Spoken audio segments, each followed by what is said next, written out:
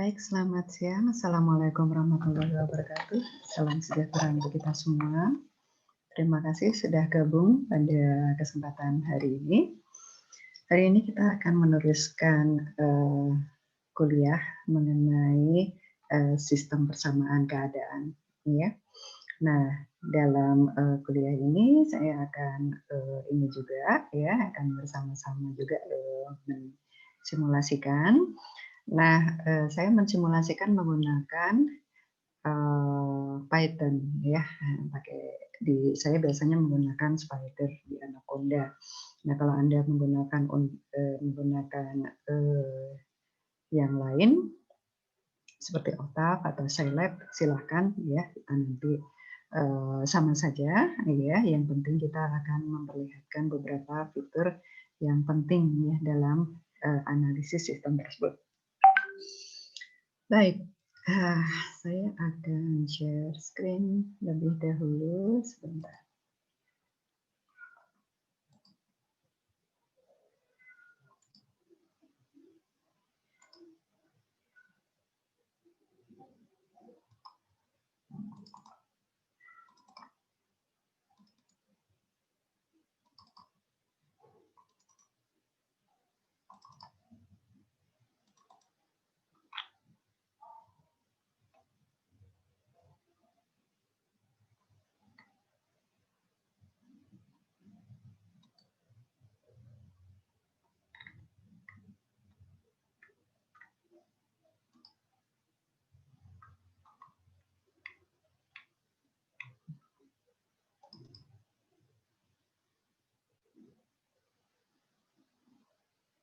Ya, tunggu sebentar ya.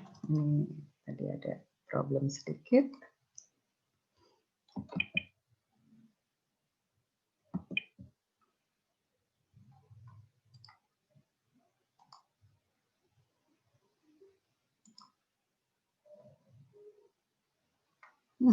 Sebentar, ini salah. Yang dibuka.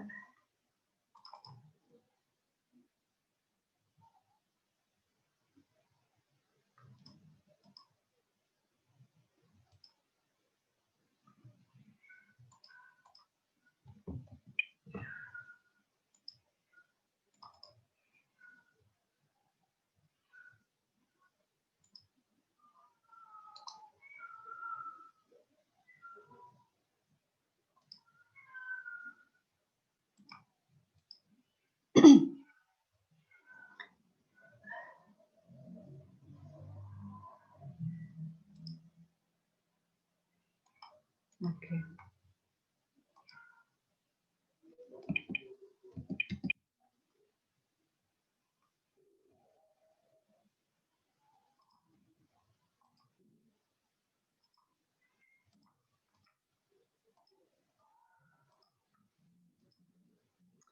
Baik.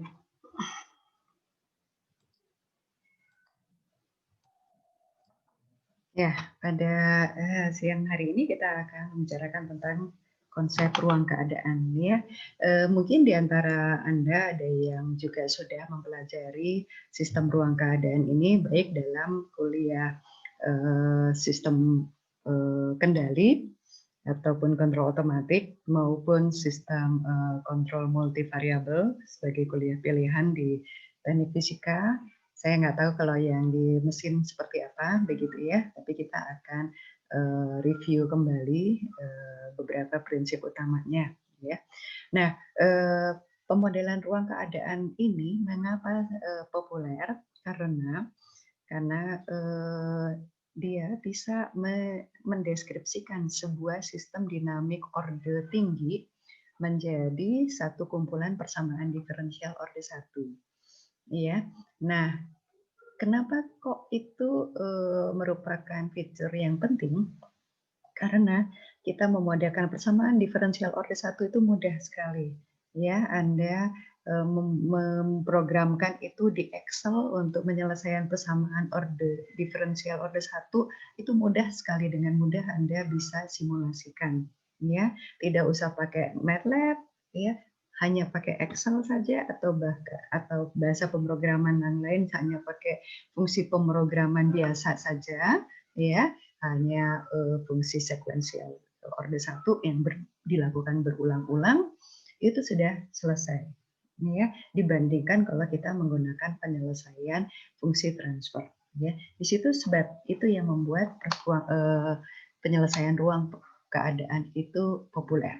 Ya, sekali lagi Anda akan dengan mudah mensimulasikan segala sesuatu modelkan menggunakan ruang keadaan. Tidak usah pakai MATLAB, tidak usah pakai apa-apa.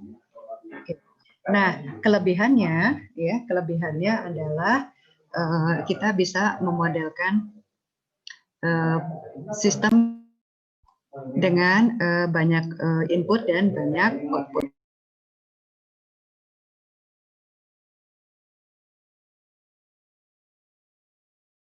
Baik.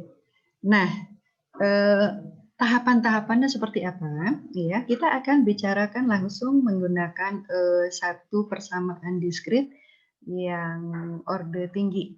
Ya, yang ditunjukkan di sini adalah sebuah persamaan sequence atau persamaan diferensi orde tinggi. Di sini ordenya adalah orde n. Ditunjukkan dari apa? Dari y k plus n. Ya, n ini menunjukkan orde sistemnya. Oke. Nah, untuk menyederhanakan analisis pada tahap ini, kita anggap semua nilai kondisi awalnya adalah 0 dulu, ya. Dan ini merupakan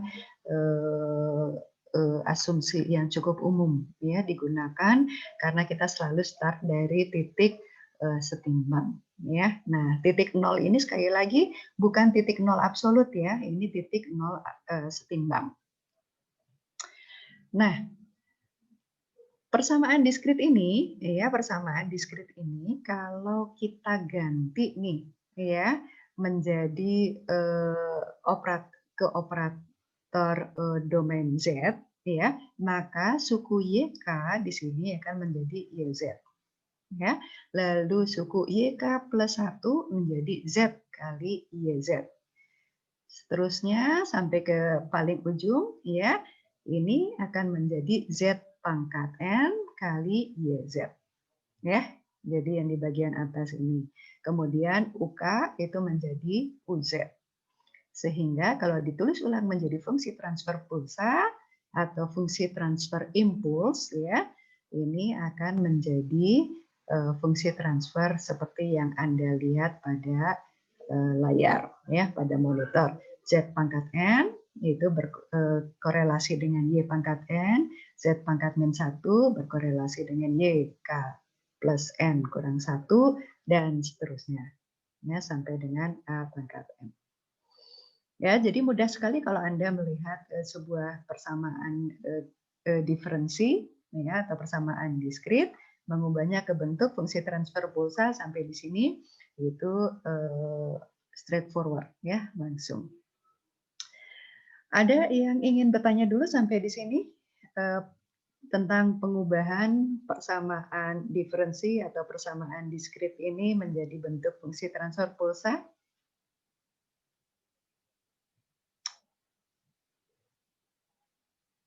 Oke, mudah ya, mudah bisa diikuti semua ya. Jadi kalau kita punya sebuah persamaan diferensi, kita pindahkan semua yang suku yang ada y-nya ya ke suku kanan, dengan mudah kita bisa langsung mengenali, oh mana nih ya z pangkat berapa nih yang harus kita pakai ya. Nah, itulah yang kemudian kita tuliskan di dalam fungsi transfer pulse, fungsi transfer kita. Oke? Baik, kita akan lanjutkan. Ya. Nah, kalau kita akan mengubah ke persamaan keadaan, ya. Kalau kita ingin mengubah ke persamaan keadaan, ya, maka kita akan start dari persamaan diferensi. Ya, persamaan diferensi yang di atas ini.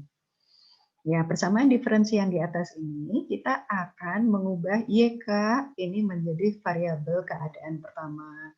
Lalu YK plus 1 menjadi variabel keadaan kedua. Terus gitu ya, sampai dengan YK N kurang 1 sampai di sini. Ya, jadi yang sisakan yang paling ujung. Kita ambil yang satu sebelum ujung ini. Ya, itu nanti yang akan menjadi variabel keadaan. Sehingga dari persamaan yang di baris pertama ini, kita akan mendapatkan variabel keadaan seperti ini pemilihannya. Ya, YK menjadi variabel keadaan pertama, ya, YK plus 1 menjadi variabel keadaan kedua, YK plus 2 menjadi variabel keadaan ketiga, seterusnya sampai dengan variabel keadaan ke N. Ya, ini menjadi YK plus N kurang 1. Nah, kemudian bagaimana yang terakhir?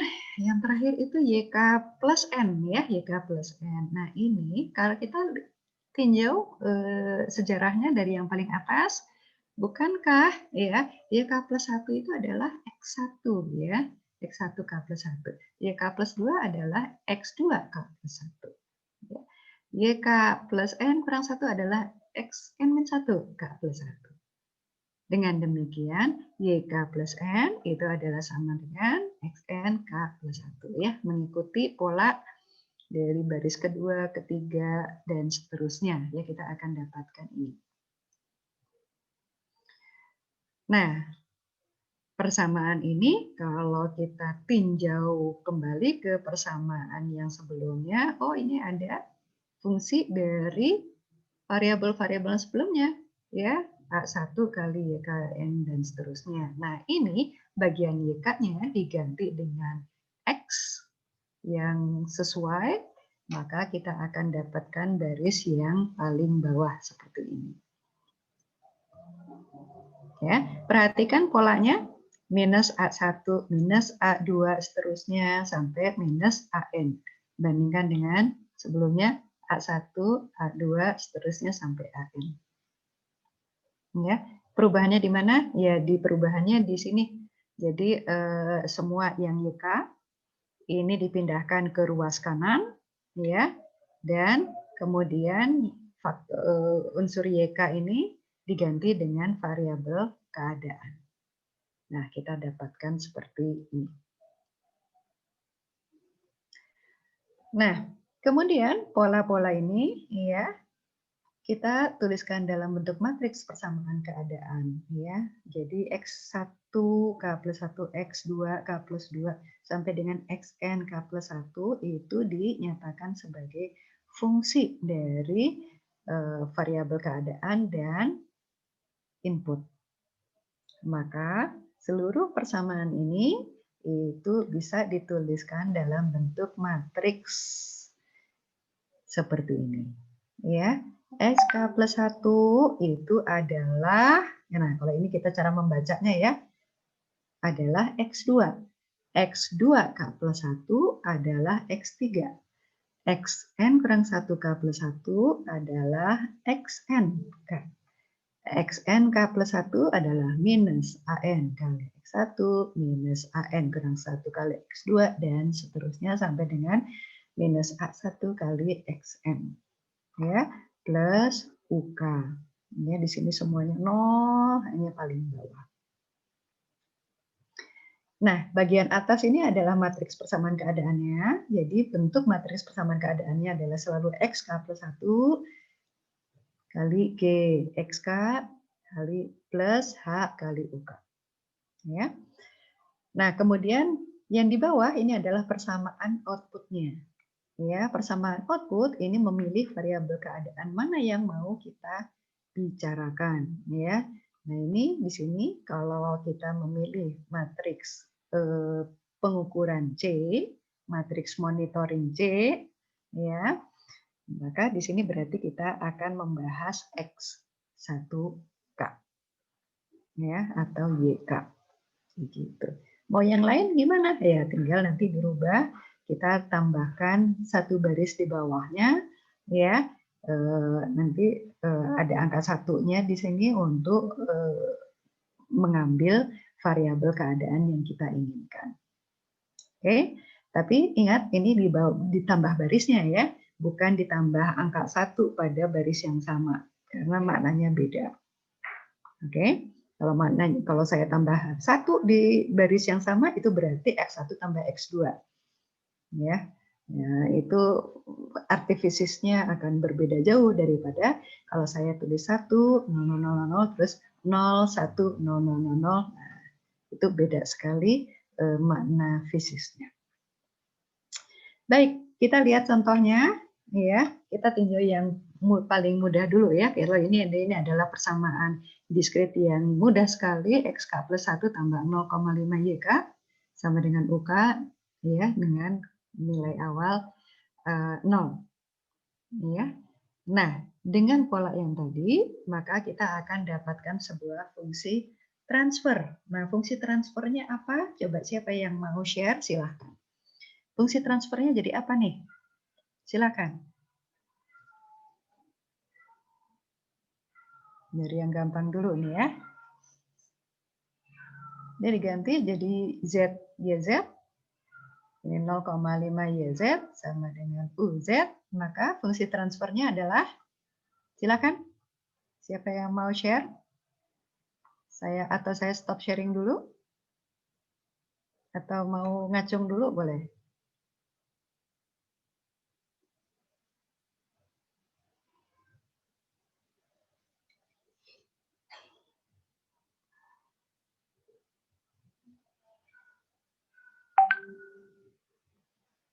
Masih bingung?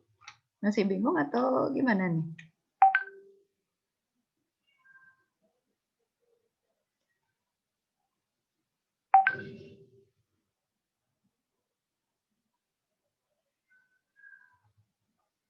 Silakan. Ini fungsi transfernya jadi apa? Silakan.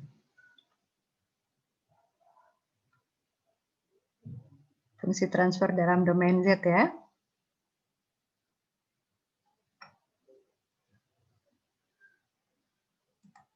Oke, sudah ada 1 plus Z tambah 0,5. Betul. Ya, makasih Farel. Ya. Oke. Oke.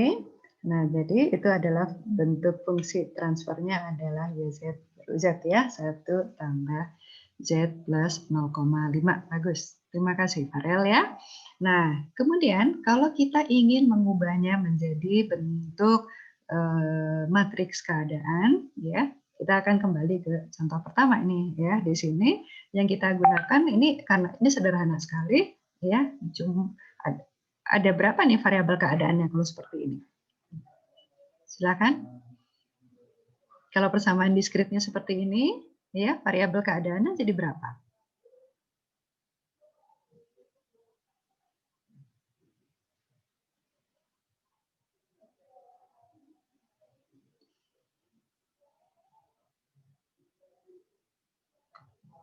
Ada yang mau ngacung? Silakan. Ini berapa variabel keadaan ya yang dipakai ya?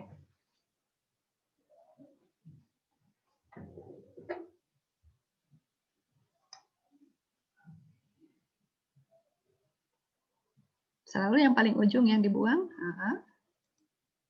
Satu. Ya, terima kasih Yan. Ya, jadi cuma satu nih variabel keadaannya. Ya, yang dipakai hanya YK saja. Jadi kita akan punya X1K sama dengan YK. Nah, kemudian X1K plus 1 itu adalah YK plus 1. Nah, dari persamaan yang di sebelahnya ini, kita tahu bahwa YK plus 1 adalah 0,5 X1K plus UK.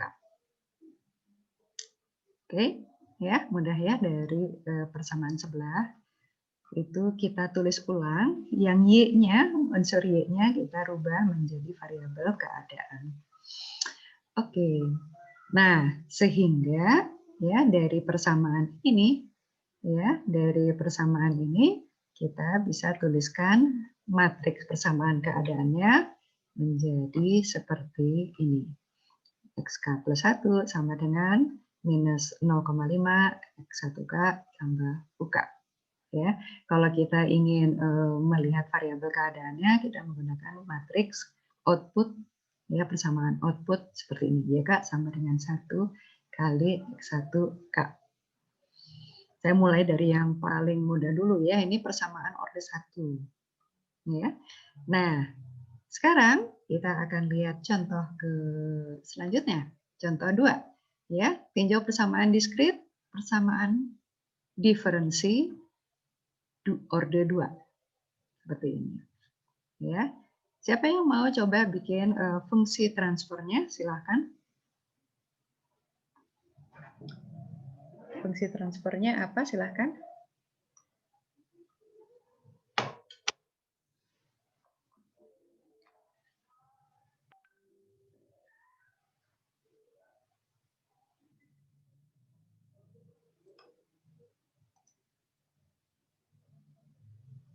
Oke, bagus ya. Terima kasih Derian. 1 per Z kuadrat tambah 0,2 Z tambah 0,5. Ya, jadi straightforward ya kalau kita menuliskan persamaan diferensinya dalam bentuk ini. Ya, kita langsung bisa menuliskan fungsi transfernya menjadi 1 per Z kuadrat tambah 0,2 Z tambah 0,5. Ya, bagus. Nah, sekarang kalau membuat fungsi persamaan keadaannya, ini fungsi persamaan keadaannya kita akan menggunakan berapa variabel keadaan?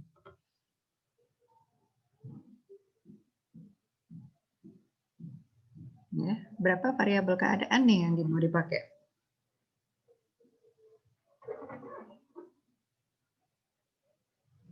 Dua, ya ada 2 variabel keadaan, betul? Ya, jadi kita punya 2 variabel keadaan. Variabel keadaannya seperti ini, ya. Jadi ada X1 itu YK, itu adalah X1. Variabel keadaan kedua adalah X2K, yaitu YK plus 1. Dan yang ketiga ini, ya, yang ini bukan variabel keadaan ketiga, tetapi X2K plus 1. Ya, X2K plus 1. Dan kita rubah sedikit penulisan persamaan diferensi ini menjadi 0,2 minus 0,2 X2K minus 0,5 X1K tambah UK. Ya, ini hanya kedisiplinan kita menyalin saja. Ya, hanya kedisiplinan kita menyalin saja dalam variabel keadaan ini. Nah, penulisan matriksnya dengan demikian adalah X1 K plus 1 X2 K plus 1 ya. Kemudian ini adalah matriks G-nya, lalu X1, X2, 0,1 kali UK. Ya, dan matriks outputnya ini kebetulan kita akan memilih YK sebagai output. Nih ya, kalau kita memilih X2K berarti ini adalah 0 dan 1. Oke. Nah, ini menunjukkan bagaimana pembentukan persamaan keadaannya dari sebuah persamaan diskrit yang kita ketahui. Nah, jadi dari persamaan diskrit itu kita bisa menghasilkan sebuah fungsi transfer, kita juga bisa menghasilkan persamaan keadaan. Dari fungsi transfer juga bisa menghasilkan persamaan keadaan, tapi hati-hati, ya. Tapi hati-hati. Kalau kita menggunakan perangkat lunak, ya, seperti MATLAB, seperti Scilab, Octave, Python, ya, ada beberapa hal yang kita perlu perhatikan. Baik, saya akan coba sharing tampilan di Python. Nah, mohon masukan ini layar Python saya kelihatan nggak? Kelihatan, Bu. Kelihatan. Oke, ya. Jadi saya udah siapkan. Jadi saya sudah siapkan tadi ya contoh yang kita gunakan tadi. Nah, kita punya G1 itu adalah fungsi transfer dari contoh kita tadi ya Z kuadrat plus 0,2 Z tambah 0,5 dan kita akan tampilkan fungsi transfernya dan kita akan bandingkan antara fungsi transfer antara persamaan keadaan yang kita dapatkan melalui transformasi ya dari fungsi transfer ke state space dibandingkan dengan state space yang kita tulis, kita buat secara manual. Ya, jadi kalau di sebelah kiri itu menunjukkan bagaimana fungsi transfer itu dikonversi ke state space, ya. Sedangkan yang ini, ya, ini berdasarkan proses pengerjaan yang kita lakukan tadi. Saya akan tunjukkan. Baik. Nah, ini adalah hasil running kita. Nah, yang paling atas ini adalah fungsi transfer, ya, hasil sampai di baris ke-7. Nah, kemudian yang A, B, C, D ini adalah hasil running yang baris 9, 10. Ya, sedangkan yang ini ya, ini menghasilkan oke, ya, menghasilkan ini. Lambangnya A, B, C, D lagi, nanti saya harus ini ya, saya harus bedakan gitu. Nah, jadi ini apa namanya? Yang A, B, C, D kedua itu adalah hasil running dari 12 baris 12 sampai dengan baris 18. Ya, by default ya, waktu kita print G1 SSB, unsur-unsurnya dia terjemahkan menjadi A, B, C, D. Begitu ya. Jadi menimpa yang atas. Tapi yang ingin saya perlihatkan adalah yang di bagian atas ini itu berbeda ya proses pembuatannya dibandingkan dengan ABCD yang di bawah. ABCD yang di atas itu adalah matrik persamaan keadaan yang dibentuk dari konversi fungsi transfer ke state space, sedangkan yang ABCD kedua itu didapatkan dari fungsi persamaan yang kita buat secara manual. Apa yang Anda tangkap dari sini? Ya, apa sih bedanya state space yang pertama dibandingkan dengan state space yang kedua? Siapa yang bisa melihat perbandingannya atau perbedaannya? Dan bagaimana kita menafsirkannya?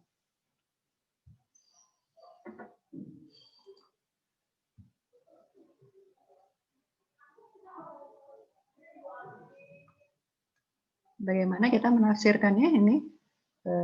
Kita punya dua persamaan keadaan, ya, satu G1 ini punya persamaan keadaannya G1 SSA, dan yang ini adalah matriks persamaan keadaan milik G1 SSB. Siapa yang mau sharing silahkan.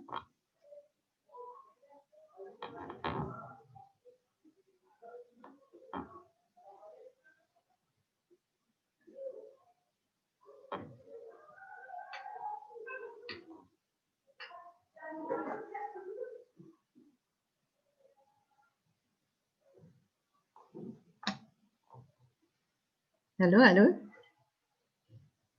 Ya.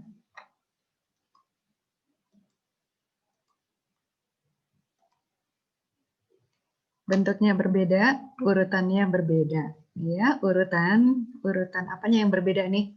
Urutan variabel keadaannya ya. Urutan variabel keadaannya berbeda. Itu yang harus kita waspadai, ya, karena apapun yang kita gunakan ya, kita harus sadari, oh ini kalau seperti ini berarti YK-nya adalah variabel keadaan nomor 2 ya. Kalau di G1 SSA ini YK itu adalah variabel keadaan nomor 2.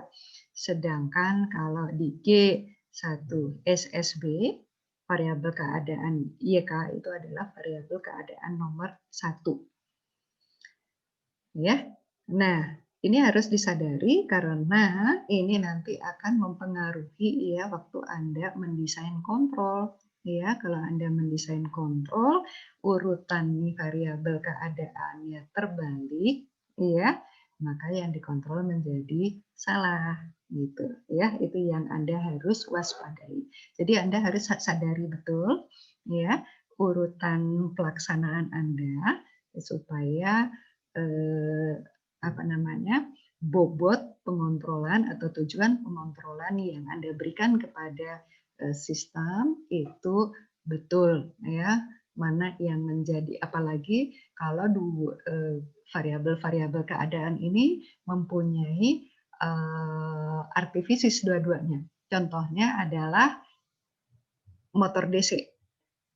Ya, kalau di motor DC variabel keadaannya ada dua.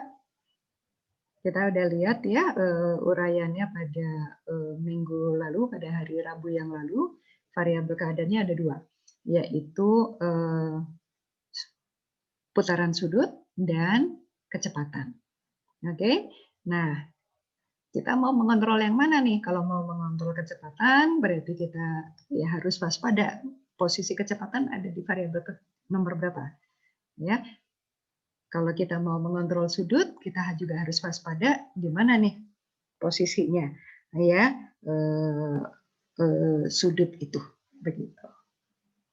Ada pertanyaan sampai di sini? Silahkan. Saya menampung pertanyaan lebih dahulu.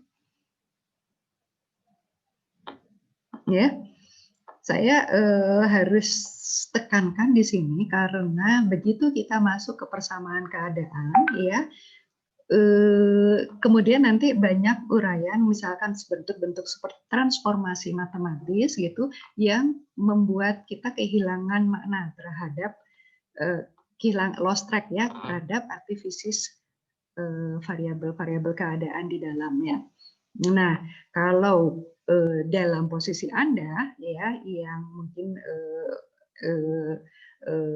pengalaman dengan sistem fisiknya baru beberapa tahun gitu ya, baru 2-3 tahun gitu, dalam kondisi buru-buru misalkan ya, butuh buat lomba, butuh buat tugas akhir, kadang-kadang melupakan hal itu. Jadi nanti ya keluar di simulasi, waktu diinterpretasi ini interpretasinya apa ya, dicocok-cocokkan gitu ya, karena artifisisnya lupa.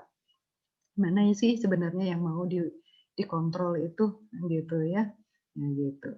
Nah, jadi di sini di tahap ini saya perlihatkan hasilnya dulu ya, supaya Anda nanti bisa waspada ya kalau Anda melakukan operasi ini, Anda sadar variabel keadaannya ya, artifisis setiap variabel keadaan itu posisinya ada di mana dalam sebuah persamaan keadaan. Oke. Nah, ini adalah bentuk persamaan keadaan yang kanonik ya, bentuk persamaan keadaan yang kanonik. Jadi kalau saya tunjukkan kanonik, bentuk yang kanonik itu yang seperti apa? Bentuk yang seperti ini, polanya itu ya di sebelah matriks diagonal itu ada angka 1 semua ya. Di tempat lain itu 0 ya, dan di bagian bawah adalah koefisien-koefisiennya. Ini ada ya. Oke. Nah, pemilihan variabel keadaannya terserah ya, mana yang mau diambil sebagai variabel output. Ini adalah bentuk harmonik sekali lagi. Ini masih spider, Bu. Oh, masih spider. Oke, baik. Saya pindahkan dulu kalau gitu. Oke. Nah, sudah kelihatan ini slideshow-nya? Sudah, Bu. Sudah ya. Nah, ini adalah bentuk kanonik namanya. Ya, bentuk kanonik. Artinya apa?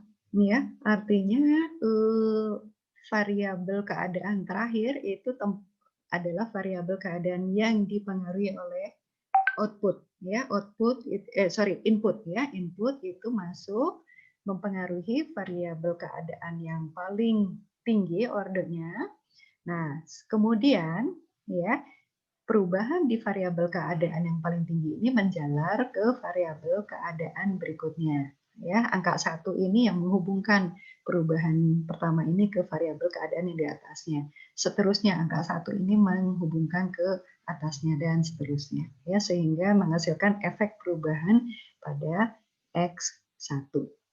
Ya, jadi ada angka di off diagonal ini penting ya, karena itu yang menjalarkan perubahan di xn ke variabel keadaan yang di atasnya. Kalau ada putus saja di sini 0, 0, 0, 0 semua ya. Jadi di sini tidak ada angka 1 baris 0, 0 semua, putuslah hubungan antara variabel keadaan yang di bawah dengan variabel keadaan yang di atas. Begitu, ya. Jadi angka-angka di sini menunjukkan bagaimana satu variabel keadaan mempengaruhi variabel keadaan yang lainnya. Bentuk kanonik ini adalah bentuk minimum yang menentukan bahwa seluruh variabel keadaan itu dipengaruhi oleh variabel keadaan yang lain. Oke, ya. Oke. Nah, sekarang kita akan melihat kondisi yang ditambah kompleksitasnya. Ya, kalau tadinya U-nya cuma 1, sekarang kita bahas inputnya yang mengandung tundaan. Jadi kalau tadi itu UK-nya cuma 1 nih ya, sekarang jadi ada B0 UK plus N, B1 UK N plus 1 tambah BN UK. Ya, jadi bagian UK-nya ini menjadi panjang. Jadi inputnya mengandung tundaan. Membentuk fungsi transfer pulsanya masih gampang ya dengan notasi yang tadi ya, kita bagian bawahnya udah langsung mengikuti ya, Z pangkat N A1, Z pangkat N min 1 dan seterusnya. Bagian atasnya sama dengan cara yang sama, kita dapatkan B0, Z pangkat N, B1, Z pangkat N kurang 1 dan seterusnya. Oke. Nah, cuma sekarang ya ada tekniknya. Bagaimana cara ini ya variabel persamaan diskrit ini nanti bisa diterjemahkan menjadi sebuah matriks persamaan keadaan yang kanonik juga. Ya, nanti berakhir akan bentuk 1 seperti ini. Terus di sini AN-nya masih dipenuhi. Nah, tapi di sebelahnya sekarang lihat ada perbedaannya ya. Kalau sebelumnya adalah 0,00001, sekarang ada B1, B2 dan seterusnya sampai dengan Bn, dan kemudian di matriks outputnya adalah 1 tambah B0. Ya. Ini masih kanonik ya, bentuk kanonik ya. Di sini disebutnya controllable. Kenapa controllable? Karena ya satu input ini bisa menghasilkan perubahan di semua variabel keadaan. Ya, ini menunjukkan bahwa satu input saja bisa menghasilkan perubahan di semua variabel keadaan. Nah, kalau satu input bisa kalau input yang ada bisa mengubah semua variabel keadaan, maka sistem ini adalah sistem yang controllable. Ya, controllable. Kalau tadi seperti saya bilang ada yang putus nih, ada satu baris 0 semua, ya sehingga putuslah pengaruh input satu ini terhadap yang lain-lain. Itu berarti matriksnya uncontrollable. Ya, cuma controllable terhadap sebagian variabel keadaan saja. Oke. Nah, di sini gimana caranya memasukkan B0, ya, beta 0, beta 1, beta 2, dan seterusnya. Beta 0 dan beta 1, beta 2-nya itu didapatkan dari variabel ini. Ya, jadi kita buat X1-nya sama dengan YK kurang B0 UK. Ya, X2-nya adalah X1K plus 1 kurang B1 UK. X3-nya adalah X2K plus 1 kurang B2 UK. Ya, dan seterusnya. Ini kurang BN UK. Gitu.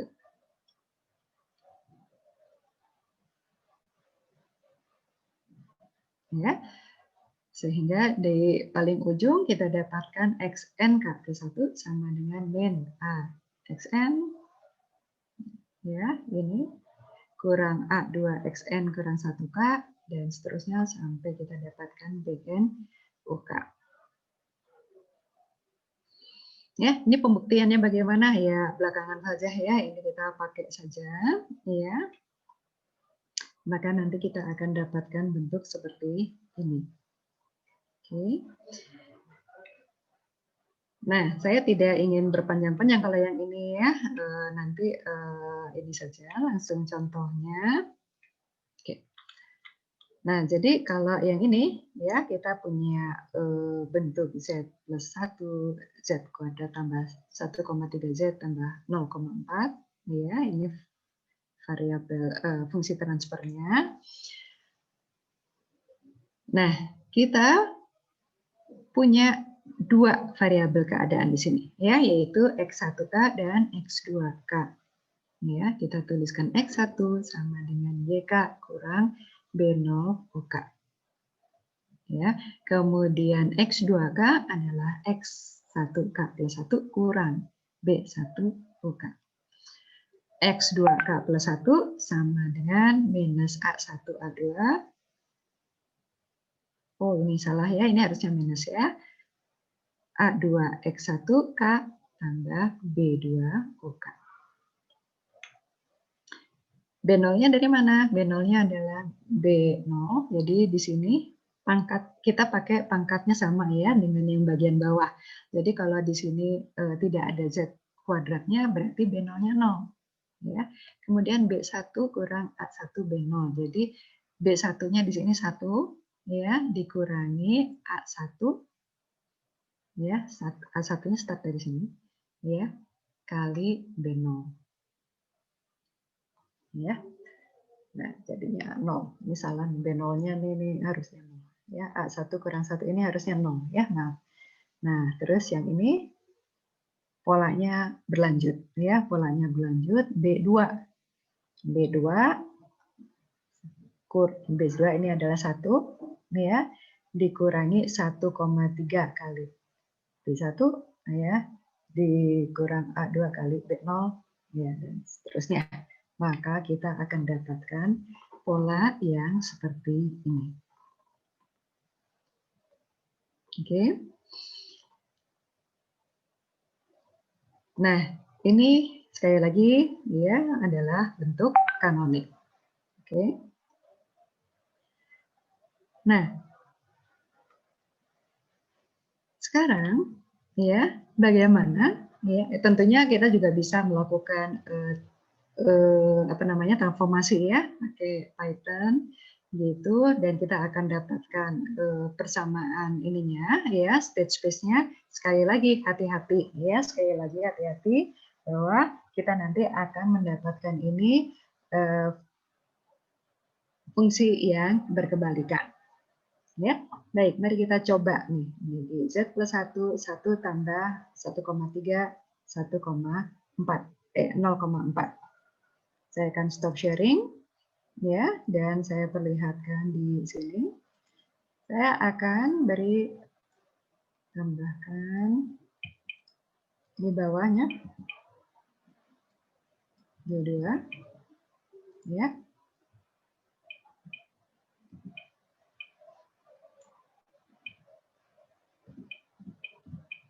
Ini terus tadi 1,3. Sebentar, saya lupa tadi namanya 1,3 dan 0,4.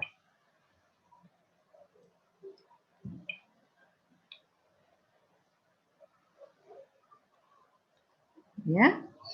Dan ini 0,0.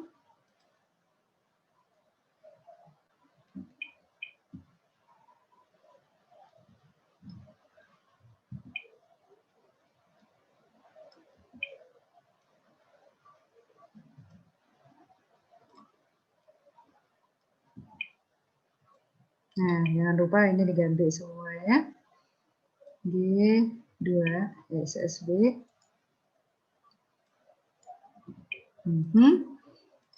Nah, ini 1,3 ya. BB-nya itu adalah 1 dan 1 0 ya, masih sama. Baik, kita jalankan.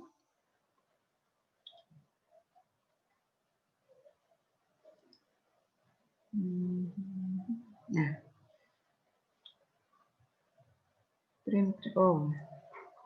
sorry, saya jalankan. Ini masih G2. Nah, ini ya S plus 1 Apa yang salah di sini? Di sini saya masih pakai S ya, harusnya pakai Z ya. Saya lupa di sini. Harusnya pakai Z di sini, tapi pembentukan yang lainnya betul ya. Nah, kita bandingkan sebentar. Apa tadi yang saya salah? Oh, ini gitu. Ya, ada salah G2 ya. Sekali lagi. Nah, ini. Oke. Nah, sekalian, perbaikan apa yang bisa saya masukkan di sini supaya tidak dalam operatornya tidak pakai S?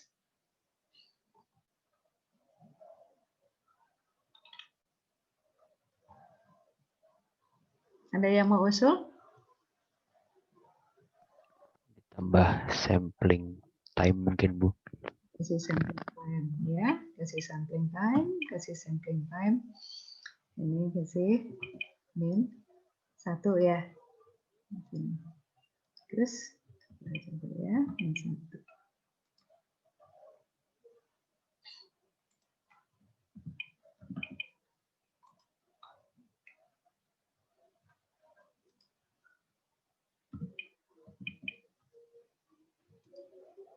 Ya, nah kita dapatkan bentuk seperti ini. Ya, sekali lagi sini sama polanya seperti yang kita sudah bicarakan tadi, ya, bahwa kalau kita mentransformasi dari fungsi transfer ke state space, ya, maka variabel keadaan yang pertama itu di paling bawah, ya, naik ke atas.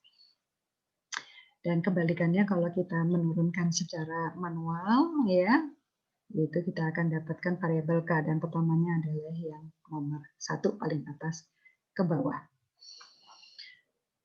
Oke. Ada pertanyaan sampai di sini? Baik. Ya. Nah, sekarang satu lagi sekarang ya kita ingin lihat ya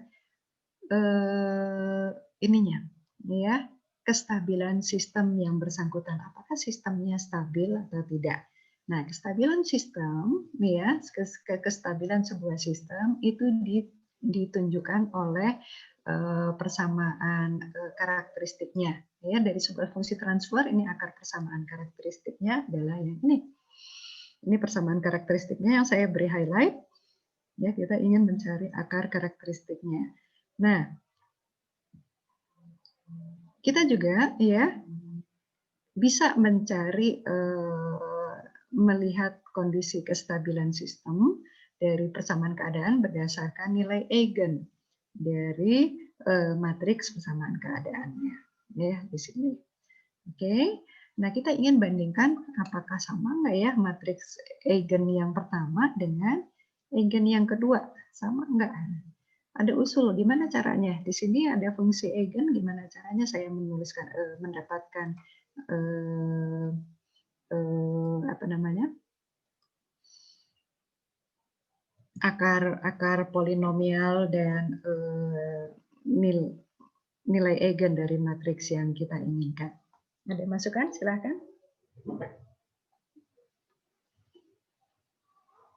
Boleh disebutkan atau menggunakan chat juga boleh. Saya harus nulis apa ya di sini ya?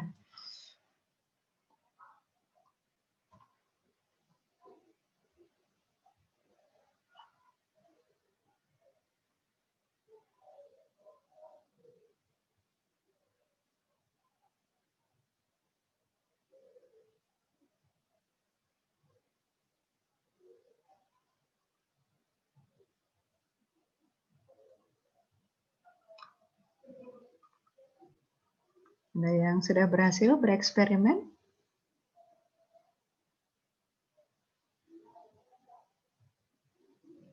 Eik, mari kita coba. Bisa nggak ya, Eik?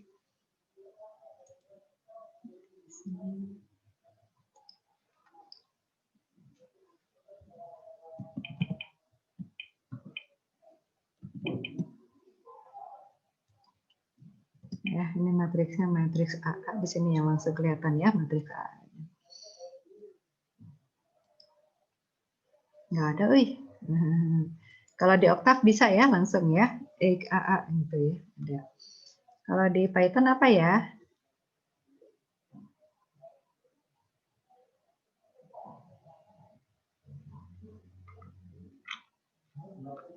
Kita coba ya, kalau pakai NumPy, NumPy-nya kita aktifkan dulu ya. Mungkin kita kalau di kontrol nggak ada gitu ya. Coba kita pakai aktifkan NumPy NP. Nah, di sini.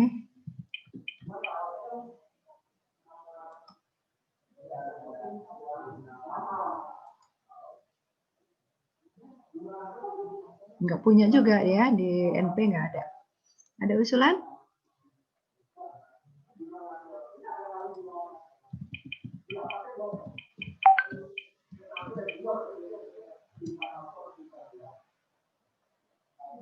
Nah, di sini kita bisa lihat ya ada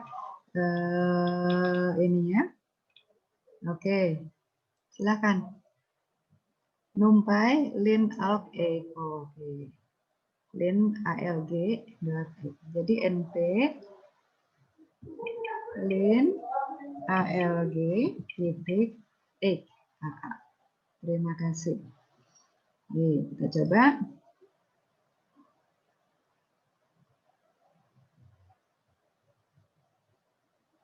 Oh, saya taruh dulu ya.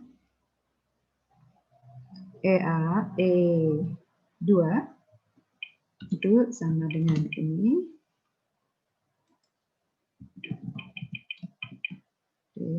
E2.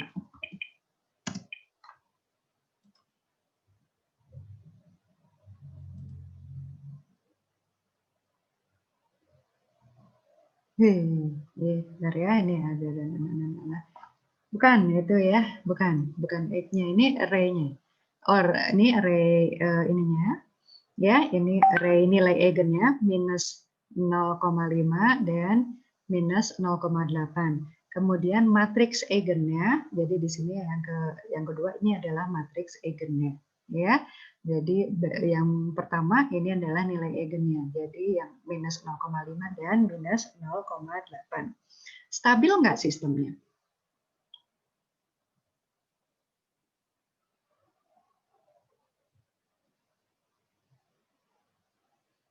Pertanyaannya kalau kita tahu nilai eigennya sekian, stabil nggak sistemnya?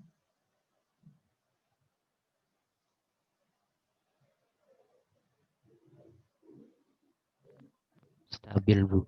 Karena? Ini tadi di domain Z ya, Bu ya? Di domain Z? R-nya. Eigen value-nya kurang dari mutlak 1.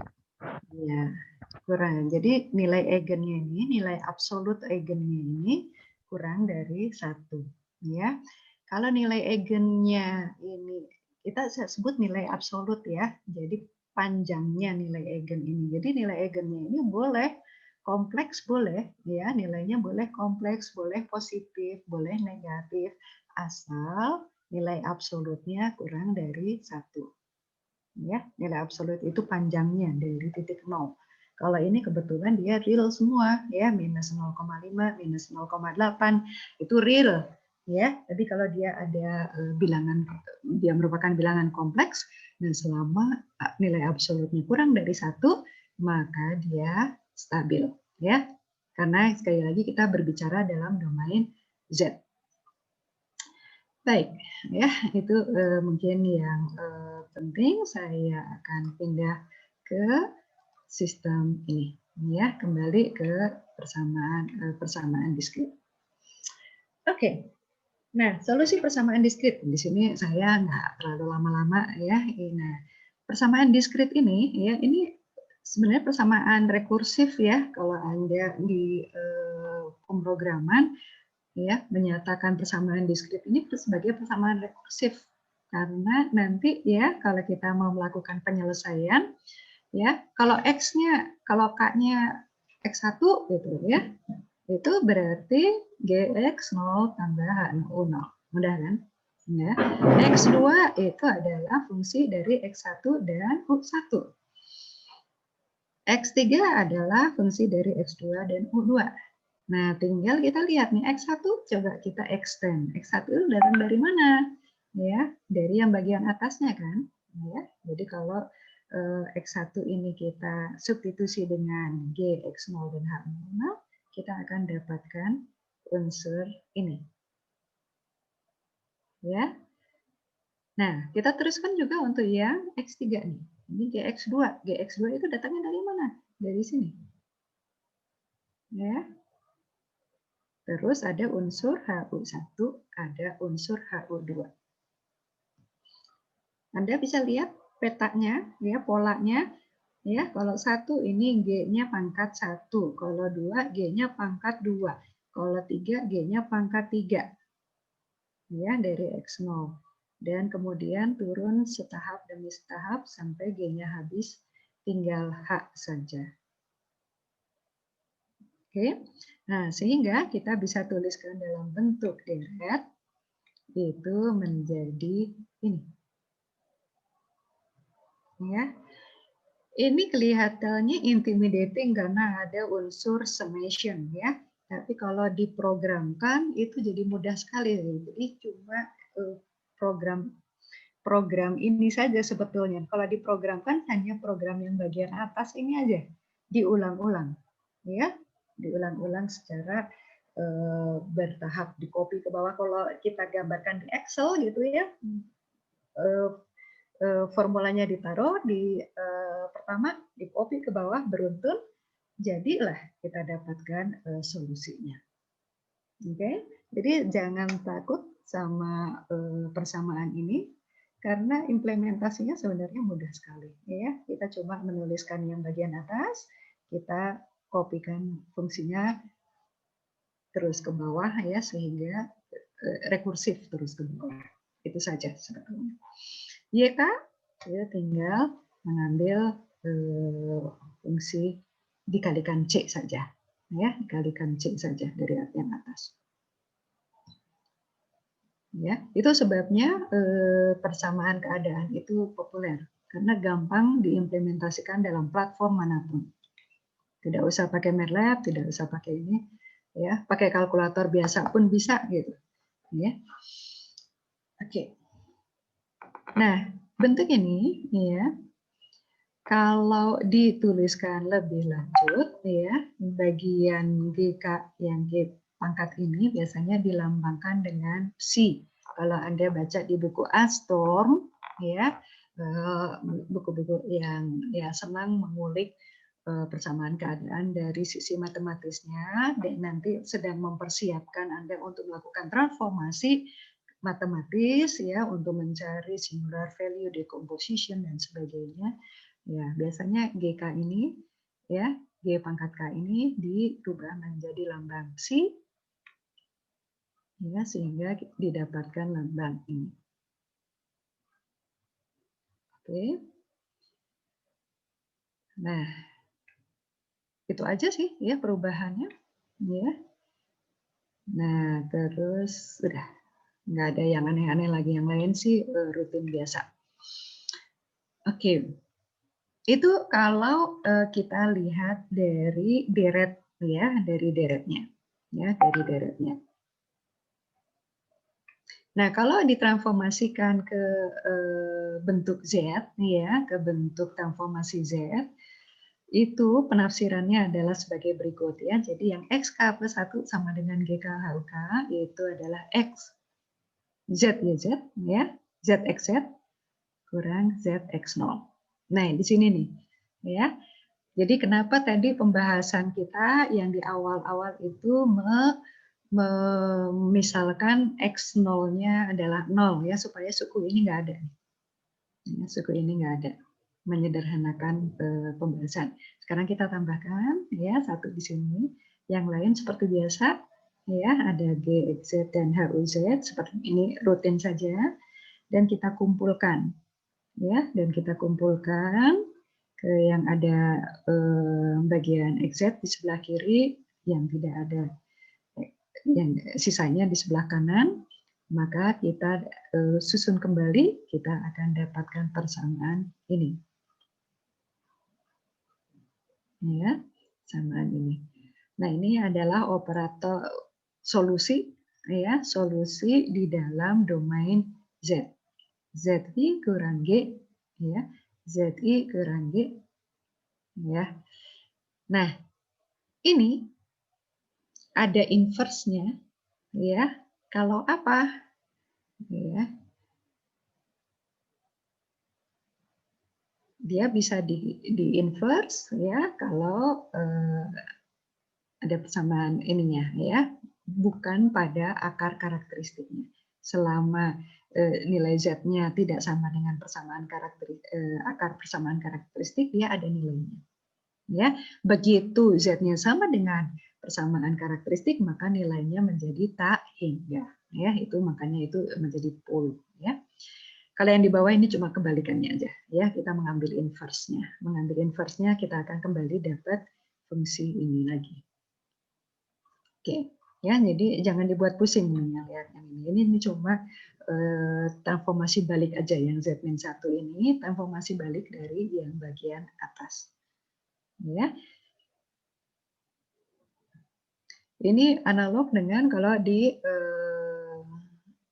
sistem analog ya, SI kurang A ya, kalau yang di transformasi Z, ZI kurang G.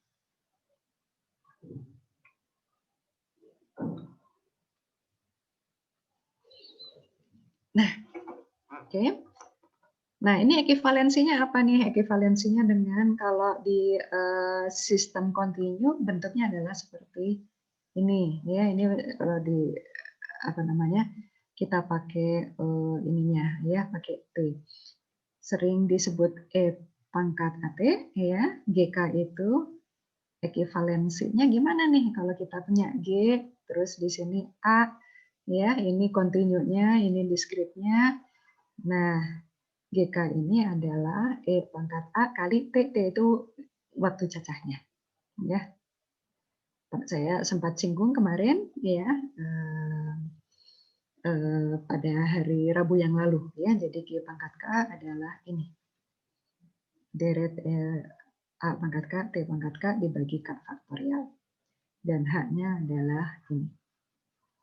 Oke, nggak perlu dihafalkan kalau yang ini ya. Ada fungsi transformasinya, cuma ini supaya Anda tahu korelasi antara nilai GK dan H saja ya, karena itu merupakan fungsi dari matriks keadaan yang awal dengan waktu cacah. Oke. Nah, tadi kita sudah sebutkan bahwa nilai karakteristik sistem itu ditentukan oleh determinan matriks ini ya, Z kurang 1 kurang G. Nah, ini tidak lain adalah nilai eigen dari matriks keadaan G. Ya, itu nanti menentukan kestabilan sistem, menentukan kinerja sistem. Karena itu menentukan kestabilan dan kinerja sistem, maka di dalam perancangan sebuah sistem kontrol, kita menentukan berapa sih nilai eigen dari matriks keadaan real yang kalang tertutup yang kita inginkan.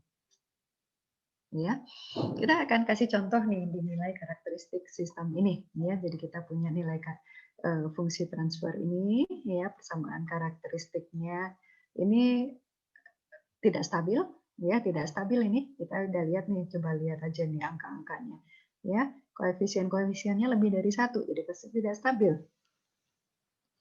Ya, persamaan karakteristiknya adalah 6, 11, 6 gitu ya. Jadi akar karakteristiknya -3, -2, -1.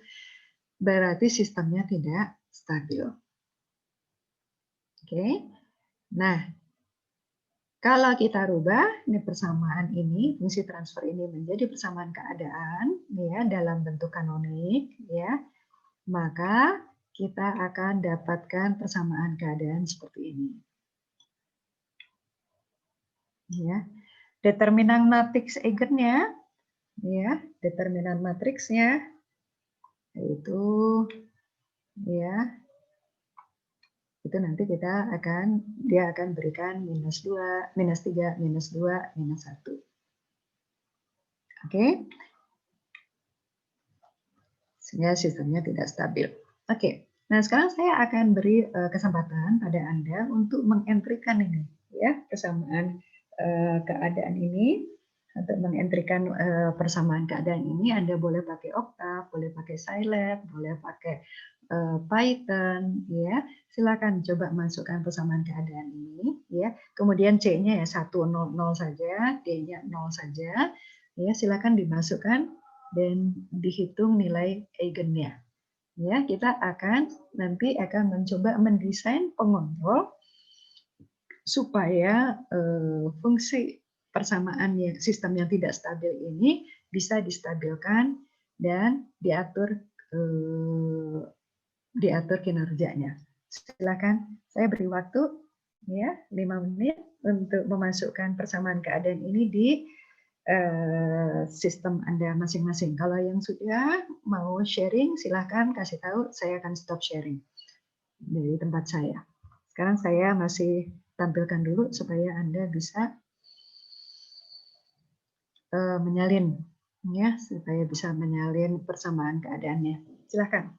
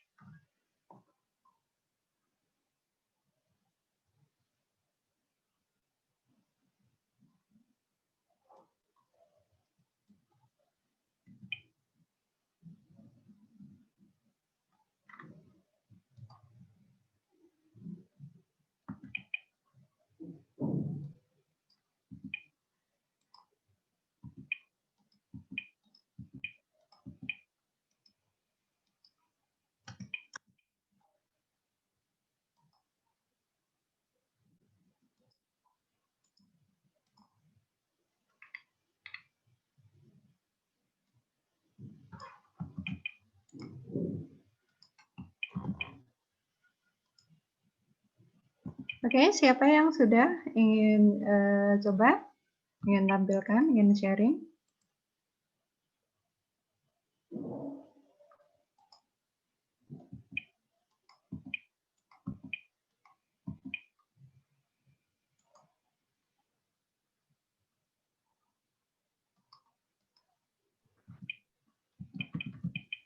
Hanya memasukkan persamaan keadaan sama nyari eigenvalue-nya, Bu. Betul. Mau sharing? Silakan. Saya stop sharing ya, supaya Anda bisa sharing. Screen share masih di disable, Bu. Masih di disable, baik Pak, sebentar.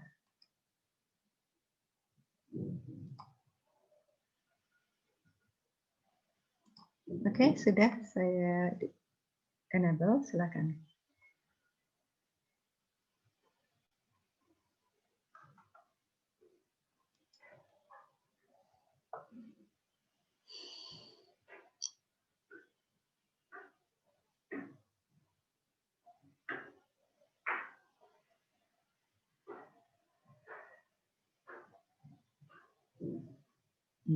Ya, bagus ya. 1, 2, 3. Sip. Nah, jadi di sini kita bisa ini ya nilai eigennya adalah 1, 2, 3 ya dari sistemnya. Nah, karena kita mempunyai problem ya sebuah sistem yang tidak stabil ya dari sistem ini, maka kita ingin menambahkan kompensator ya, kita ingin menambahkan kompensator. Gimana caranya supaya nanti nilai eigen sistem yang ditambahkan kompensator ini bisa masuk ke dalam lingkaran satuan. Oke. Nah, bagus ya yang seperti ini. Ada yang punya tampilan alternatif? Kalau yang ini pakai Octave ya. Ada yang pakai yang lain barangkali? Terima kasih ya Yan ya. Yang lain yang pakai yang lain barangkali?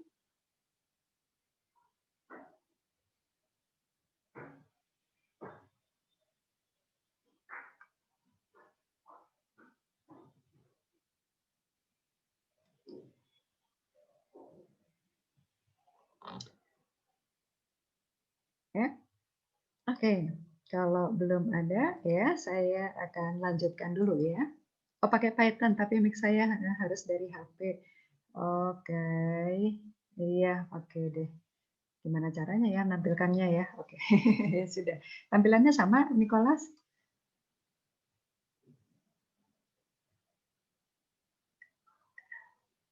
Harus dari HP ya. Izin harus dari share screen ya, Bu. Oh ya, oke. Kamu mau share screen boleh. Silahkan. Tapi nggak bisa pakai mic, ya nggak apa-apa. Ditunjukkan aja.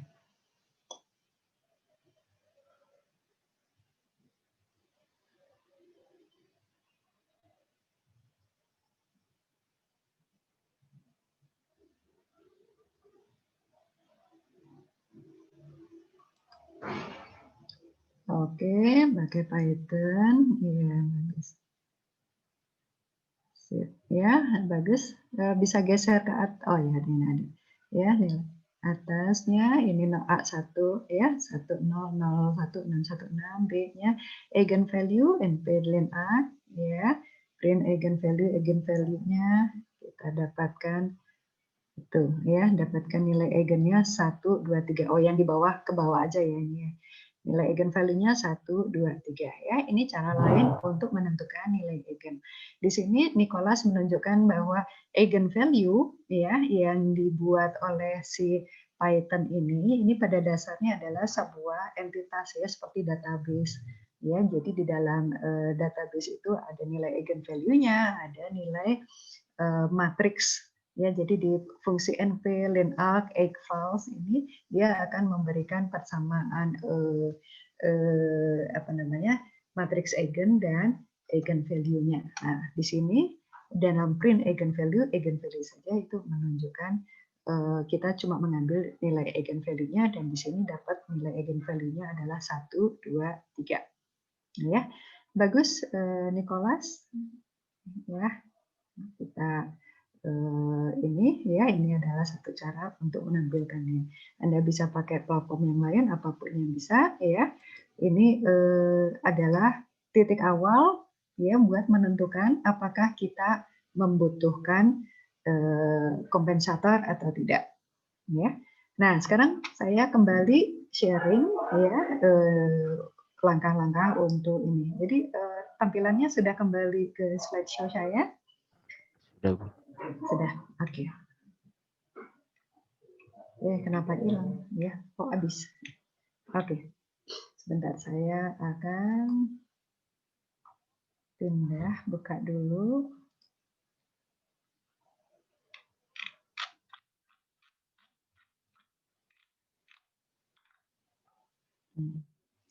Nah, saya akan ke ini yang baru ya. Sebentar.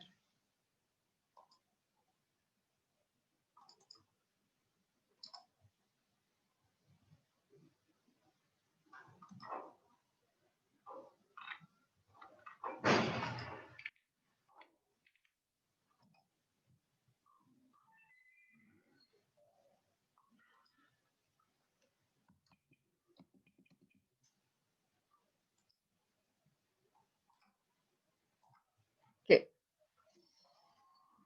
Nah, saya akan masuk ke teknik yang namanya pole placement. Ya, pole placement ini analognya root locus ya. Ya, desain berdasarkan root locus kalau di sistem kontinu atau di sistem diskrit ya root locus. Nah, apa bedanya ya root locus sama pole placement? Kalau di root locus itu untuk satu input ya, satu nilai input. Jadi single input, single output sistemnya. Kalau pole placement kita bisa untuk sistem yang multiple input dan multiple output. Nah, kalau kita punya persamaan diskrit seperti ini, ya, seperti ini. Nah, kalau kita mau mengontrol sistemnya, sebenarnya apa sih yang kita lakukan? Apa yang kita atur-atur ya, yang bisa kita atur-atur? Yang kita bisa atur-atur itu adalah besarnya input yang masuk ke dalam sistem. Jadi waktu kita melakukan pengontrolan, dosis input yang masuk ke dalam sistem itu kita atur. Ya, sedemikian rupa supaya perilaku XK di sini sesuai dengan keinginan kita.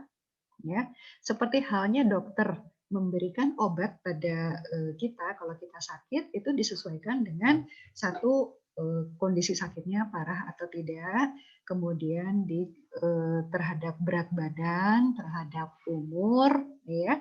Nah, itu juga sama ya, ini UK, ini juga disesuaikan dengan kondisinya XK. Ya, kalau dokter memberikan dosis obat berarti UK, ya. Kalau disesuaikan dengan kondisi badannya, seberapa parah sakitnya, berapa berat badannya, berapa umurnya, nah itu berarti disesuaikan UK-nya itu menjadi fungsi dari XK, variabel-variabel keadaan. Ya, itu analoginya.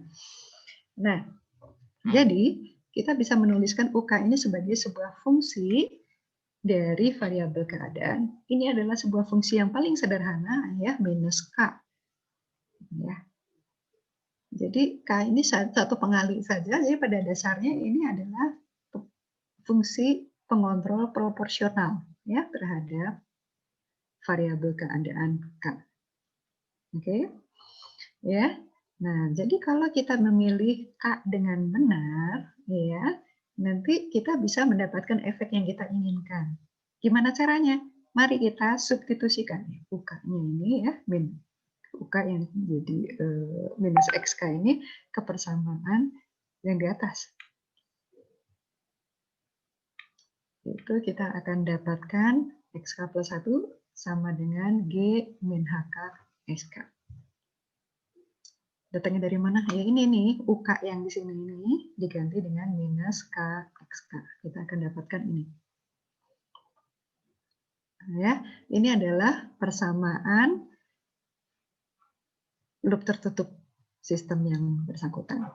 Nah, kalau kita bisa memilih ya nilai K ini sedemikian rupa sehingga nilai eigen G kurang HK ini sesuai dengan kinerja yang kita inginkan.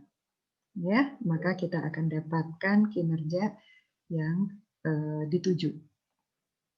Ya, nilai eigennya di mana? Ya, kita atur sesuai dengan peta di lingkaran satuan. Ya, berdasarkan lingkaran satuan itu titik mana yang menunjukkan apa namanya omega n sekian, ya omega n 5 apa namanya faktor redaman 0,7 ya kita bisa lihat polanya di bidang Z.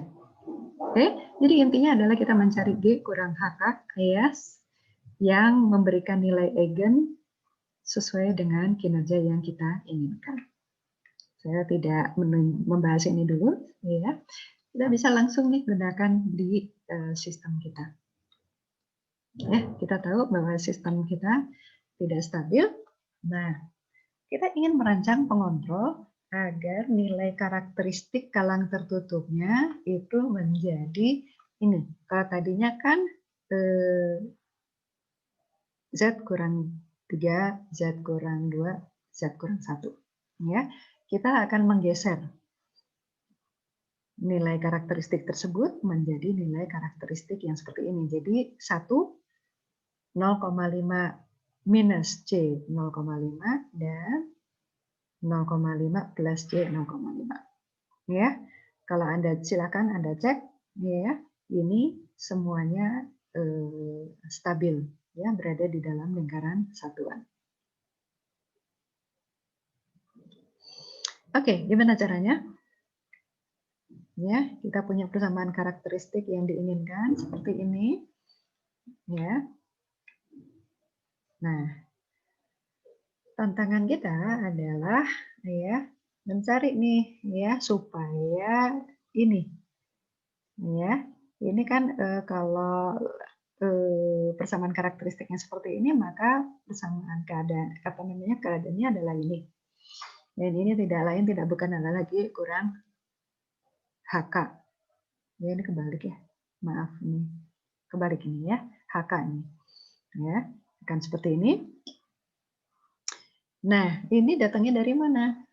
Ingat kalau G kurang HK, itu kita akan dapatkan 6 tambah K kurang K1 minus 11 tambah K2, 6 tambah K3.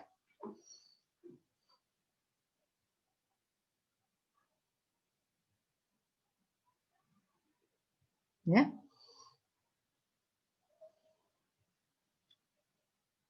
Nah, oke. Ya, ini kebalik ya, HK ya harusnya ya. Dan K-nya apa? K-nya itu adalah matriks baris K1, K2, K3.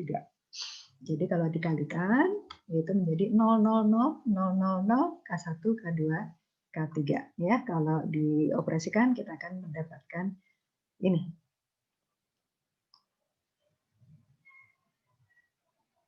Ya. Nah, sekarang tantangannya adalah mencari berapa nih K1, berapa K2, berapa K3 supaya mendapatkan akar karakteristik tersebut. Ini persamaan yang sederhana sekali, gitu. Silakan Anda coba lakukan perhitungannya di platform apapun yang Anda miliki. Ya, sederhana sekalian ya. Jadi kalau kita sudah ketahui persamaan karakteristiknya, ya, atau ya persamaan karakteristiknya, kita rubah ke matriks keadaan, gitu, dan kemudian carilah berapa K1, K2, K3. Ada yang mau coba menebak ya kira-kira jalurnya gimana nih supaya bisa dapat K1, K2, K3. Silakan.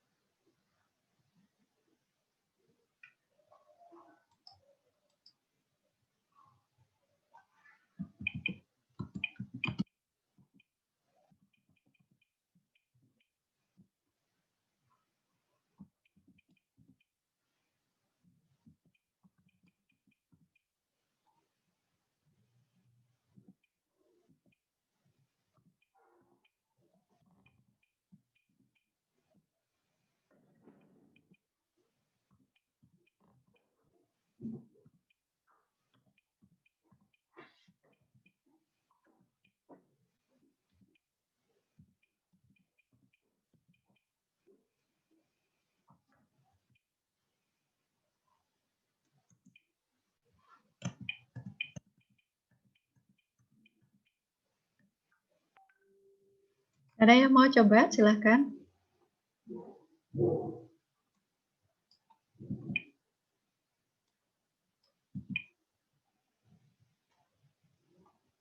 Atau kalau tidak diprogram, dihitung manual juga boleh.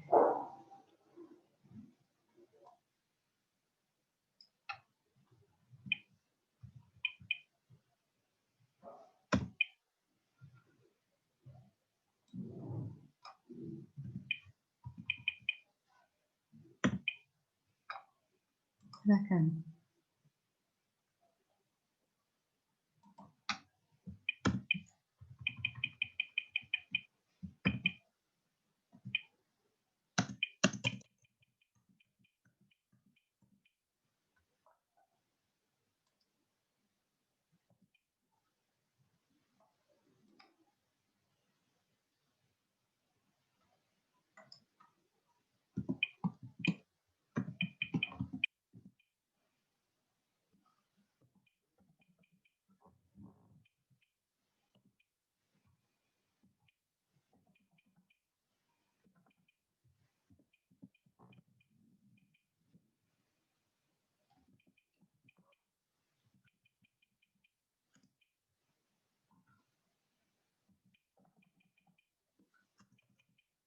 Sudah ada yang bisa?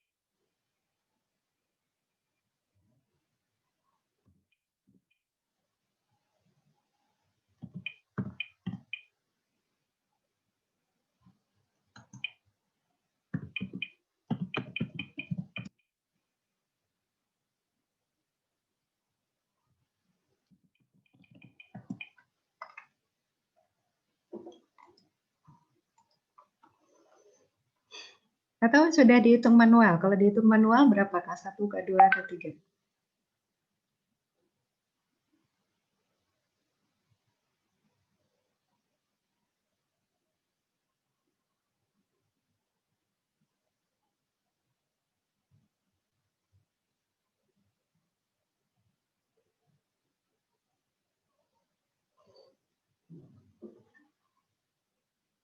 Silakan share. Berapa K1, K2, K3 ini dihitung langsung Anda lihat kan dihitung manual juga bisa ya. Berapa K1, K2, K3? Silakan.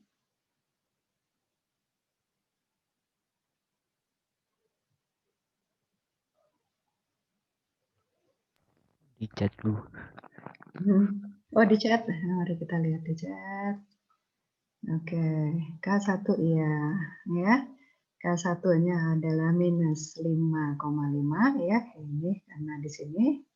Terus K2-nya adalah 9,5 dan K3-nya adalah minus 4. Oke, bagus. Terima kasih banyak ya. Itu jadi kalau pakai manual itu mudah sekali ya. Jadi kita tentukan apa namanya titik yang diinginkan ya, titik yang diinginkan ini 1 dan ini ya 5J 0,5 minus 5J 0,5. Nah, kemudian persamaan karakteristik ini kita tentukan dari akar-akar ini kita tentukan persamaan karakteristiknya dulu. Ya. Nah, dari bentuk ini ya, lihat ini pangkat tertinggi ya, kedua tertinggi dan seterusnya sampai yang paling rendah. Kita susun yang angka pertama ya, dari yang pangkat paling rendah dulu ya, tapi tandanya diganti semua ya. Lihat diganti semua nih, polanya diganti semua. Disitulah kita nanti cari berapa harga K1, K2, K3. Mudah sekali sih kalau dihitung secara manual ya. Nah, kalau pakai software ya, kalau Anda pakai Octave atau pakai Scilab atau pakai MATLAB itu di ini juga namanya Eker, ya. Saya tulis di chat. Coba Anda cari fungsi Eker. Saya tulis ya di sini fungsinya. Ya, dari fungsi Ackermann, yaitu dari formula Ackermann. Nah, kalau formula Ackermann ini pada dasarnya adalah formula iterasi, ya. Iterasi dia mencari nilai K1, K2, K3 itu secara iteratif, ya, secara iteratif sehingga akhirnya didapatkan. Nah, agak muter, tetapi ya kalau pakai software tidak terasa, ya, tidak terasa karena iterasinya berlangsung secara cepat. Dalam fungsi-fungsi yang sederhana, kalau kita mempunyai persamaan kanonik, ya, pole placement ini merupakan satu aspek yang cepat kita bisa hitung secara manual. Silakan dieksplor, ya, menggunakan fungsi Eker. Ya, fungsi Eker. Nah, di fungsi Eker itu kita hanya membutuhkan matriks G dan H. Kalau ada yang sudah bisa, ya, mendapatkan nilai K1, K2 yang K3 sesuai dengan yang ditampilkan pada chat. Nah, silakan bisa sharing ininya. Bisa sharing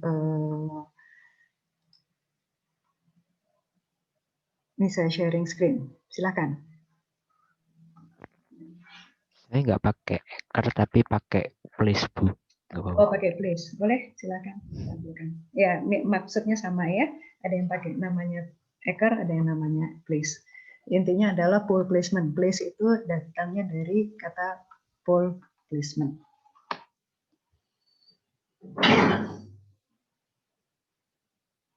Ya. Nah, seperti itu. Ada place A, B. Nah, A-nya itu adalah matriks G, ya, dalam contoh kita tadi. B itu adalah matriks inputnya. Kemudian angka-angka selanjutnya itu adalah akar-akar karakteristik yang diinginkan. Ya, akar-akar karakteristik yang diinginkan. Dan hasilnya adalah nilai K1, K2, K3 yang akan memberikan akar-akar karakteristik tersebut. Begitu.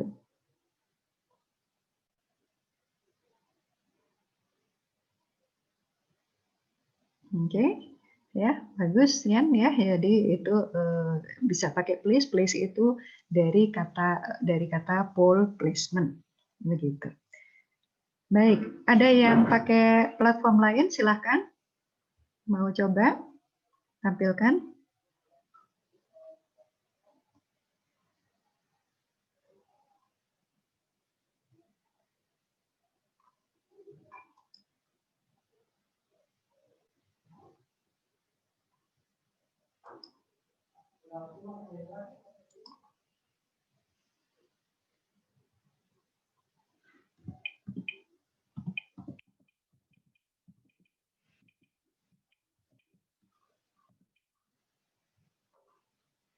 Silakan.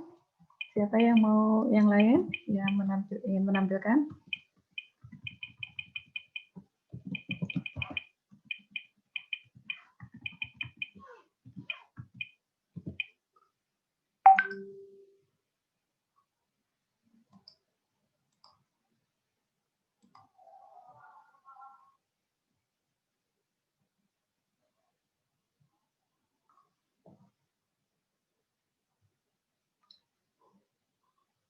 Belum ada?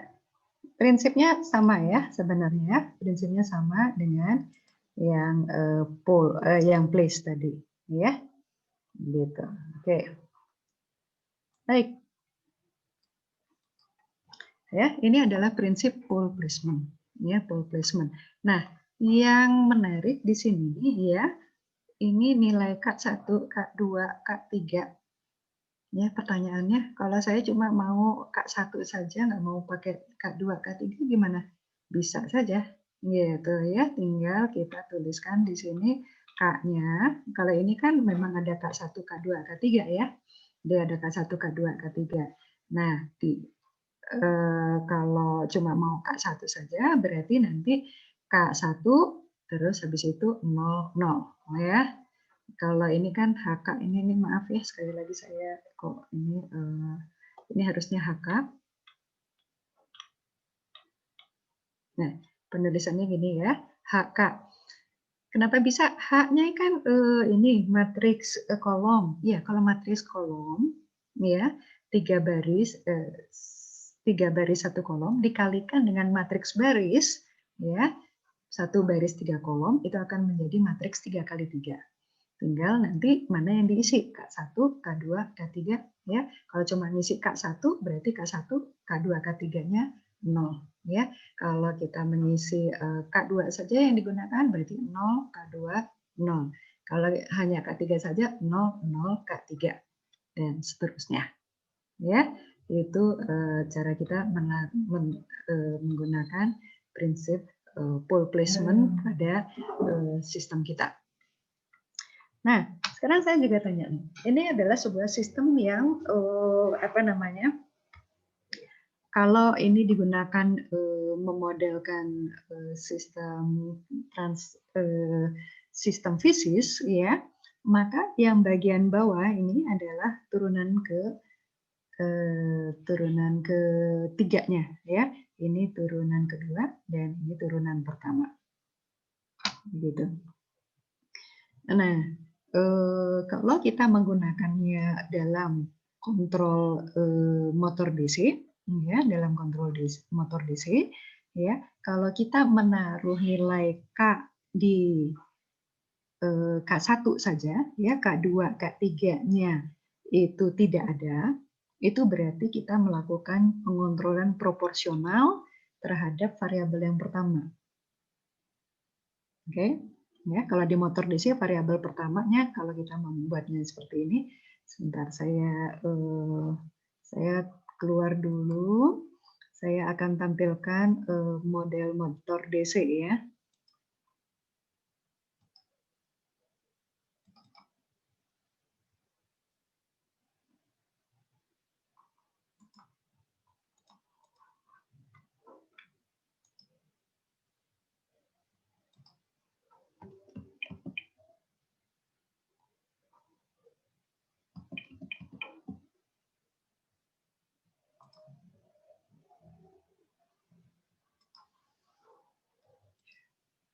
Nah, ini adalah model persamaan keadaan motor DC. Anda sudah kelihatan ini ada model motor DC 0, 1, 0, min D per J. Ya, terus ada theta dan ada omega. Anda sudah lihat?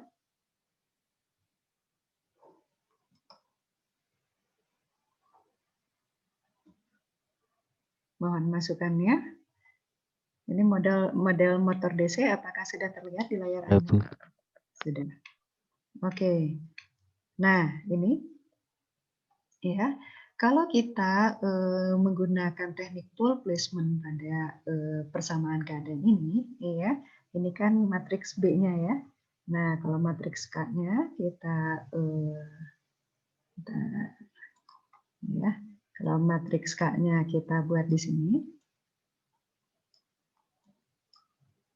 Ada matriks K1, ini ada matriks K2. Ya.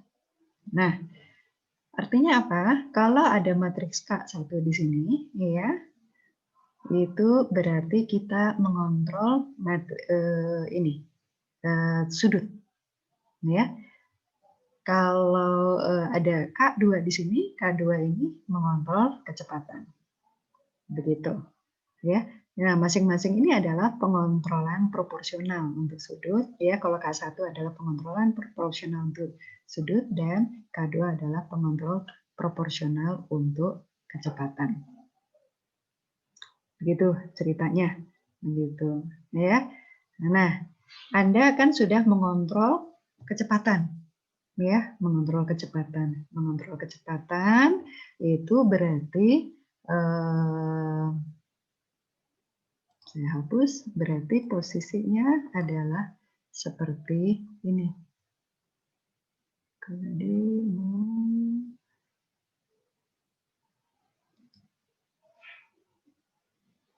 draw lagi. Oh, mana ininya? Sebentar.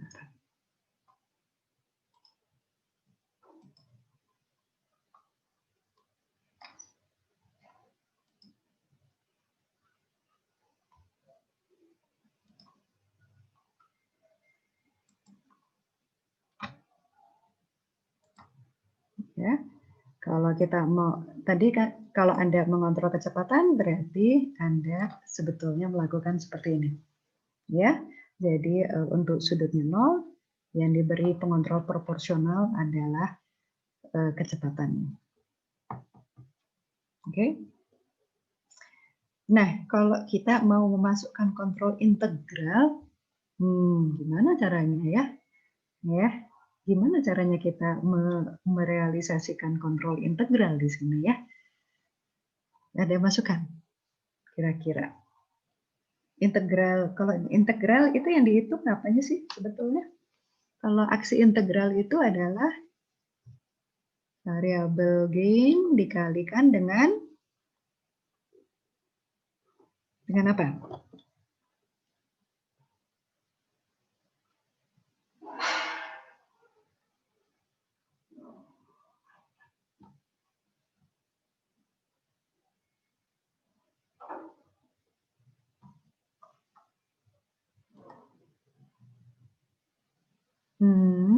Ya, 1 per TI ya dikalikan dengan apa nih? Variabel 1 per TI ini, jadi kalau kita kontrol integral ya 1 per TI, atau nanti juga ada gain dikalikan 1 per TI, kemudian dikalikan apa ya?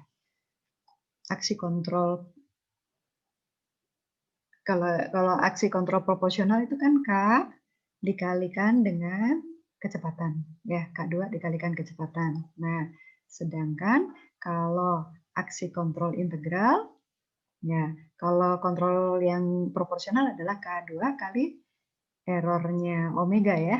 Jadi sebenarnya K kali omega. Kenapa kok omega errornya? Bukan errornya omega. Ya ingat, omega dan theta di sini ini adalah variabel deviation variabel. Ya, jadi yang di sini itu bukan nilai absolut tapi nilai relatif. Kalau nilai relatif berarti nilai errornya sebenarnya kan ya.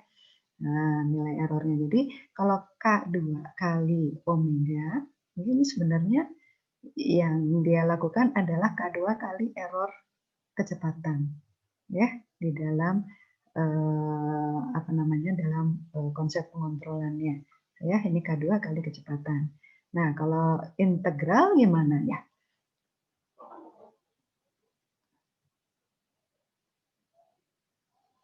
Kalau integral itu gimana caranya ya merealisasikannya di sini? Kalau ini jelas kalau saya tulis 0 terus K2, di sini K2 ini sebenarnya adalah kontrol proporsional untuk si ini apa namanya? Untuk si kecepatan. Nah, saya ingin menambahkan apa namanya? Menambahkan kontrol integral. Apa yang harus saya lakukan? Jadi pada dasarnya ini adalah pengontrol proporsional. Ya, kalau pengontrol integral, gimana caranya?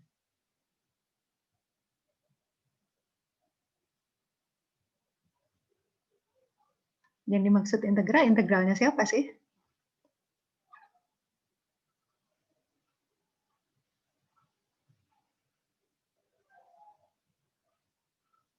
Yang dimaksud integral, integralnya siapa? Integral kecepatan, ya. Integral kecepatan itu siapa? Apa integralnya kecepatan? Tidak lain, tidak bukan adalah theta. Ya, adalah theta. Nah, jadi sebenarnya kita sudah dapatkan ini, ya, integral kecepatan itu adalah theta. Jadi kalau kita menaruh nilai di sini, ya, itu sebenarnya kita mengintrodusir kontrol integral, ya, kontrol integral terhadap kecepatan. Jadi di sini, sebentar ya, aduh, saya tulis lagi. Nah, yang di sini ini tidak lain tidak bukan adalah aksi ini KI ya. KP KI. Jadi ini gain proporsional, ini gain integral. KI ini tidak lain adalah KP per TI ya, atau saya tulis saya hapus supaya jelas. Ini tidak lain adalah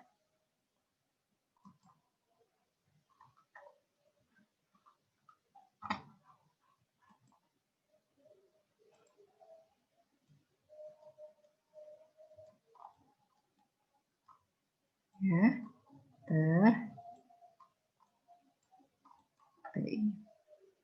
ya terhadap kecepatan. Nah, ini loncatnya jauh banget ya, gitu ya. Tapi itu konsepnya, ya. Nah, ini kita bisa gunakan untuk variabel yang merupakan yang satu merupakan turunan yang lain, ya. Dalam gerak translasi juga demikian, ya. Ini kecepatan terhadap posisi kalau kita mau kontrol gerak translasi, konsepnya juga sama, ya. Jadi kita mengontrol ini adalah konsep pengontrolan PI untuk kecepatan. Oke.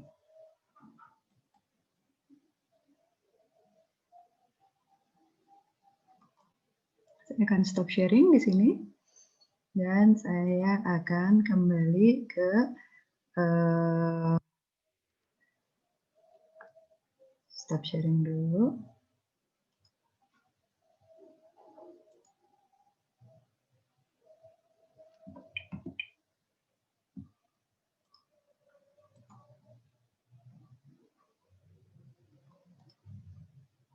Salah, stop sharing.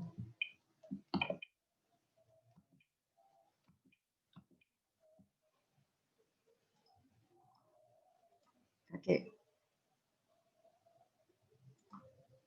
Oke. Nah, demikian ya, yaitu konsep pengontrolan kecepatan menggunakan teknik pole placement. Ya, ini sudah ada caranya. Nah, Anda ya bisa menggunakan teknik yang sama untuk mengontrol kecepatan Anda, ya, mengontrol kecepatan ini Anda. Jadi untuk tugas hari Rabu mendatang, coba gunakan teknik pole placement ini untuk mengontrol PI, ya, pengontrol proporsional integral Anda untuk kit yang bersangkutan. Coba diturunkan persamaan keadaannya, ya, coba diturunkan persamaan keadaannya, coba tentukan kinerja yang Anda inginkan dan tentukan nilai KP dan KI-nya ya untuk ini. Nah, hari Rabu kita akan bahas dan kita lanjutkan dengan observer ya, diagram blok untuk sistem observer. Demikian, ini konsepnya sederhana tapi kadang-kadang agak sulit juga diterima. Silahkan ini dulu ya, silahkan dicerna dulu. Nah, cara paling bagus untuk mencernanya adalah menggunakan prinsip yang sama ini pada kasus Anda, pada kasus motor Anda. Anda sudah punya model motor kitnya ya, di masing-masing kit udah punya fungsi transfernya. Cobalah dari fungsi transfer itu diturunkan persamaan keadaannya, kemudian tentukan kinerja yang diinginkan dan tentukan pengontrol PI-nya. Coba dianalisis. Oke, sampai di situ dulu. Terima kasih untuk perhatiannya. Saya tutup. Assalamualaikum warahmatullahi wabarakatuh.